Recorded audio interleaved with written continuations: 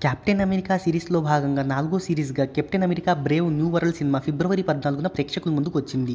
ఈ cinema budget ఎంత, box office కలెక్షన్‌లు ఏ మేరకు ఉన్నాయనే వివరాల్లోకెళ్లబోయే ముందు ఒక చిన్న రిక్వెస్ట్. మన ఛానల్లోని వీడియోస్ చూసి నచ్చితే సబ్స్క్రైబ్ చేసి, లైక్ కొట్టి షేర్ చేయండి.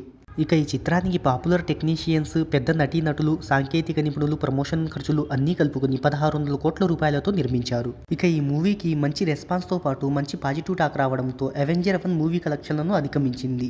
ఈ చిత్రం రిలీజ్ అయిన 3 రోజుల్లోనే $100 మిలియన్ అంటే ఇండియన్ కరెన్సీలో 870 కోట్ల రూపాయలను వసూలు చేసింది.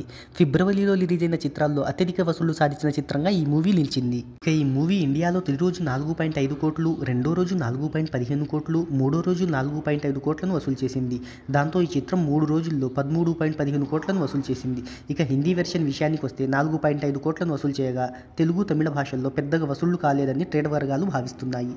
ఇక ఈ మూవీ నార్త్ అమెరికాలో $100 మిలియన్, ఓవర్సీస్ మార్కెట్లో $192 మిలియన్ అంటే ఇండియన్ కరెన్సీలో 1750 కోట్ల రూపాయలను సాధించింది. ఇక ఈ movie ant man and the wasp, Deadpool, black panther చిత్రాలతో సమానంగా పోటీ పడుతుందని ట్రేడ్ వర్గాలు భావిస్తున్నాయి.